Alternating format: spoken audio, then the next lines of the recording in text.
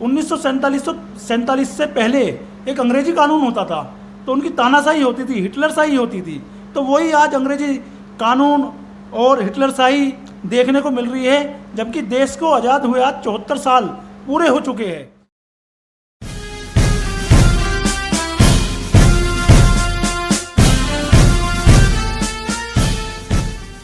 आदाब दोस्तों, मैं हूं हैदर अली और आप देख रहे हैं YF express news. Modi ji हमारे बच्चों की वैक्सीन विदेश क्यों भेजी, ये अभी कुछ दिन पहले ट्विटर पे एक ट्रेंड चला था और इस ट्रेंड को चलने के बाद देश भर के अंदर तमाम लोगों की गिरफ्तारियां हुई, तमाम लोगों को थानों में देश के अलग अलग हिस्सों के अंदर पुलिस द्वारा बुलाया गया, पूछताछ करी गई। उसी में का एक मामला दिल्ली के अंदर ये देवली में नज़र आया। ये आज हमारे साथ बैठे हुए हैं संतोष प्रधान जी।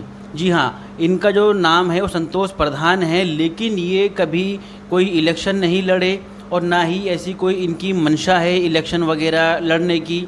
ये एक सामाजिक इंसान हैं, निस्वार्थ लोगों की सेवा करते हैं। इस बात के गवाह तो हम खुद भी हैं, क्योंकि हम भी इनके कामों को अक्सर देखते रहते हैं और इनकी जो निस्वार्थ सेवा है उससे पूरा इलाका अच्छी तरीके से इनसे वाकिफ़ है। एक ऐसा इंसान जो समाज के लिए 24 घंटे मौजूद रहता है, समाज के हर प्रकार की हेल्प करने के लिए मौजूद रहता है। जिस वक्त कोरोना काल ये 2020 में चालू हुआ था, उसके बाद जब लोग अपने घरों से नहीं निकल रहे थे डर की वजह से, उस वक्त भी संतोष प्रधान जी जो हैं लोगों की मदद के लिए सड़कों पर मौजूद थे। अपना पर्सनल पैसा लगाकर तमाम लोगों को खाने पीने की चीज़ें मुहैया कराना और जो भी एट ए टाइम पर ज़रूरत हो सकती थी वो लोगों की हेल्प ये करते हुए आ रहे हैं। और इनका जो मेन काम है वो यही है कि भाई समाज किसी तरीके से हमारा बना रहे, समाज खुश रहे। लेकिन जब इस प्रकार के लोगों को पुलिस द्वारा बुलाया जाए, पुलिस द्वारा बुलाने के बाद 8-8, 10-10 घंटे तक पूछताछ करी जाए, तो ये एक सोचने वाली बात है। भारत एक लोकतांत्रिक देश है, तो हम जानेंगे संतोष प्रधान जी से उन्हीं की ज़ुबानी कि आखिर क्या हुआ था जो पुलिस इनको उठा के ले गई।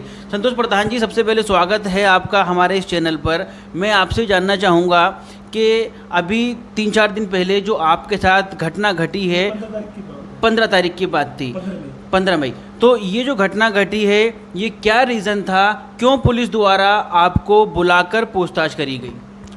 देखिए, मेरा नाम संतोष प्रधान है और मैं बाड़ी 81 खानपुर डॉक्टर अंबेडकर नगर विधानसभा से हूँ, जो कि मैं एक निस्वार्थ सेवा करता हूँ और एक समाज सेवक हूँ।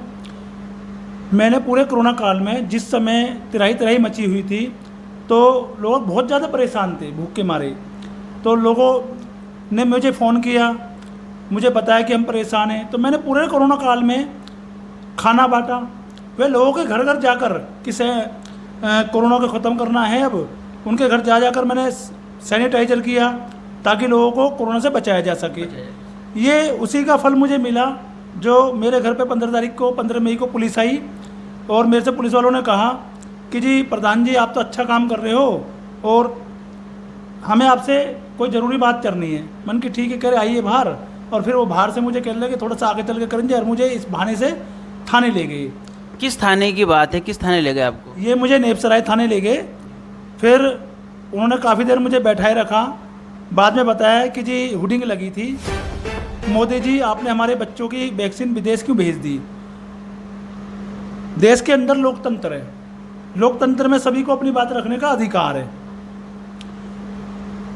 मैंने भी हमारे प्रधानमंत्री जी से ही सवाल पूछा है, ना कि कोई विदेश के प्रधानमंत्री राष्ट्रपति से।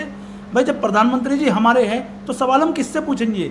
अपनी बात रखने का और बोलने का सभी को अधिकार है। देश में लोकतंत्र है, कोई अंग्रेजी शासन या अंग्रेजी हुकूमत थोड़ी नहीं है।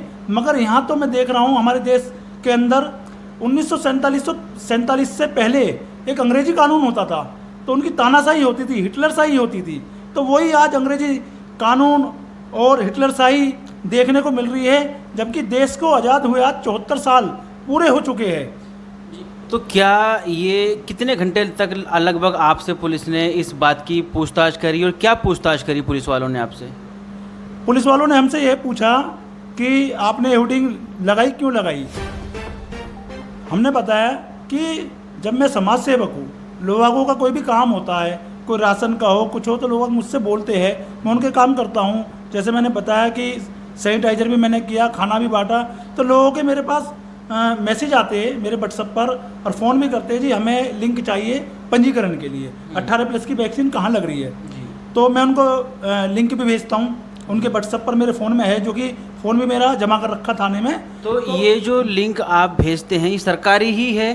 हाँ जी, सरकारी है। अच्छा, कहने का मतलब ये है कि लोग जब जिस तरीके से आप मदद करते हो तो लोग आपसे उम्मीद रखते हैं कि भाई संतोष प्रधान जी को ज़रूर इस बारे में जानकारी होगी, तो वो आपसे वैक्सीन कहाँ कहाँ लग रही है, इलाके में कौन कौन से सेंटर हैं, उन सेंटरों की जानकारी आपसे वो लेते हैं।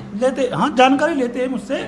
और जैसे मैंने 18+ की वैक्सीन है, चाहे 18+ हो चाहे 45+ हो, तो पहले पंजीकरण होता है, उसके बाद में पंजीकरण के बाद एक मैसेज आता है उनके मोबाइल पर, तो वो टाइम और डेट बताते हैं, तो लोग वहाँ जाकर लगवा देते हैं। तो ऐसे ही पूछते हैं। तो जब 18+ की वैक्सीन के हमने लोगों को लिंक भेजा, लोगों ने मांगा, हमने व्हाट्सएप किया उनको। अब लोगों को जो है पंजीकरण नहीं हो पा रहा और वैक्सीन की भारी कमी थी उस समय, तो लोगों ने हमसे, लोग किससे पूछेंगे, वो हमसे ही पूछेंगे कि भैया हमारे वैक्सीन नहीं लग रही, क्या कारण है, वैक्सीन नहीं आ रही।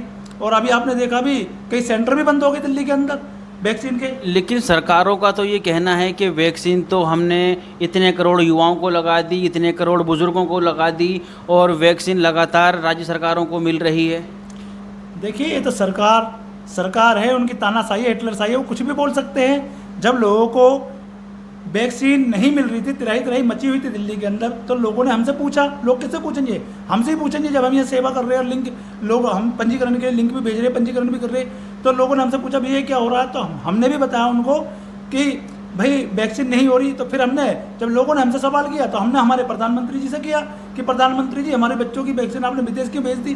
तो देश में लोकतंत्र, हमने गलत क्या किया, हमने अपनी बात रखी है सिर्फ। ये तो इनका हिटलरशाही दिखाकर हमारे घर पे पुलिस भेजना और हमको पुलिस द्वारा उठवाना और 10-10 घंटे थाने में बैठाकर हरासमेंट करवाना। 2 बजे मुझे 15 तारीख को, शनिवार का दिन था, तो फिर पुलिस वाले ले गए और थाने में मुझे 12 बजे जमानत पे छोड़ा गया। मेरे ऊपर FIR की गई, जबकि मुझे ये भी नहीं बताया कि आपके ऊपर ये FIR की गई है या FIR नंबर ये है, कुछ नहीं बताया उन्होंने। FIR कर दी और उसके बाद में मेरे भतीजे ने मुझे अपने मोटरसाइकिल की RC पर जमानत ली मेरी, और जब मैं घर पर आया हूँ। तो ये इन दिनों देखा जा रहा है, बड़ी अमूमन सी बात है कि अगर हम लोग लोकतांत्रिक देश का एक हिस्सा हैं, तो लोकतांत्रिक देश में सवाल पूछना हर किसी का एक मौलिक कर्तव्य है, जो भारत का संविधान उसको देता है।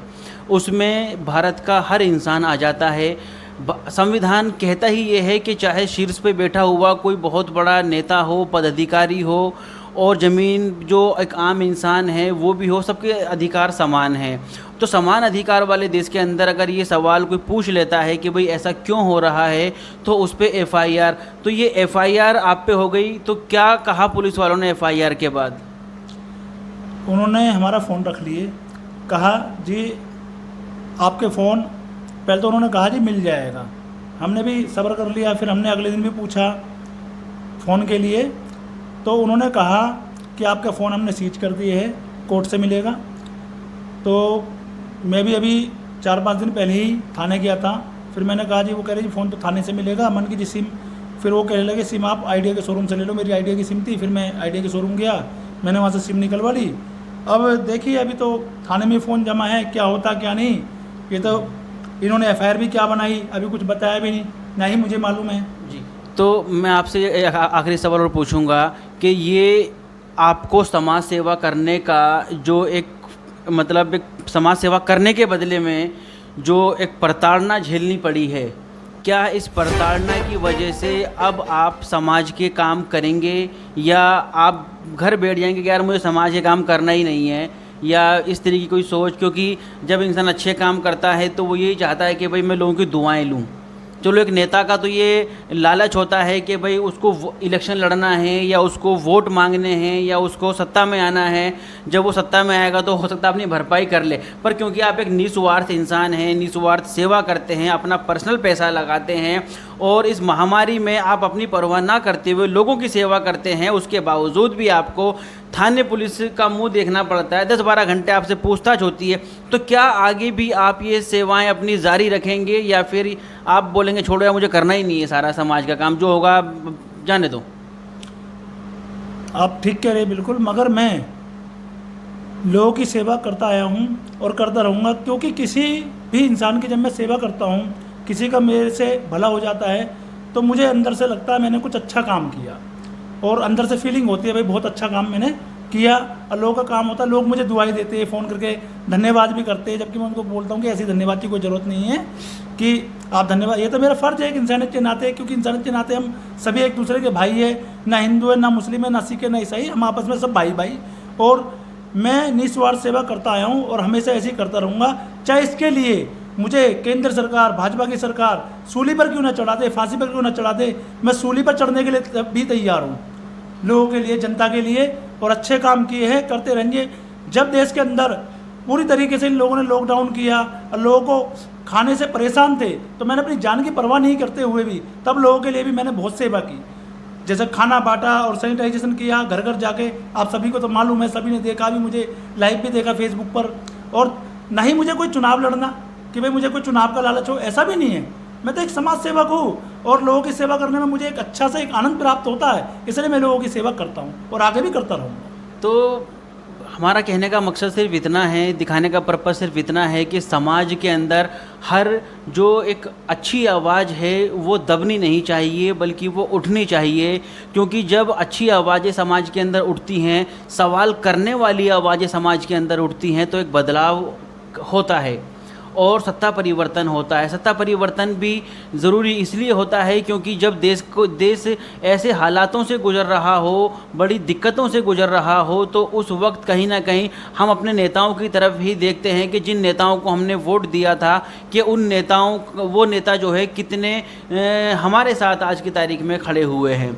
तो संतोष प्रधान जी जो हैं एक निस्वार्थ इंसान, ये बात मैं बार बार इसलिए कह रहा हूँ क्योंकि मैं खुद पर्सनल इनके कामों को देखता रहता हूँ, सोशल मीडिया के माध्यम से भी देखता हूँ। और कई दफ़ा जब हम लोगों के इंटरव्यू करते हैं तो हमें ज़मीनी तौर पे भी इनका नाम सुनने को मिलता है कि भाई फला जगह पे संतोष प्रधान जी नाम के एक व्यक्ति हैं और वो इस तरीके से काम करते हैं। तो इसलिए हमने खुद सोचा कि संतोष प्रधान जी से मुलाकात की जाए और जाना जाए कि आखिरकार वो बात ऐसी क्या थी जिसकी वजह से पुलिस ने इनको उठाया।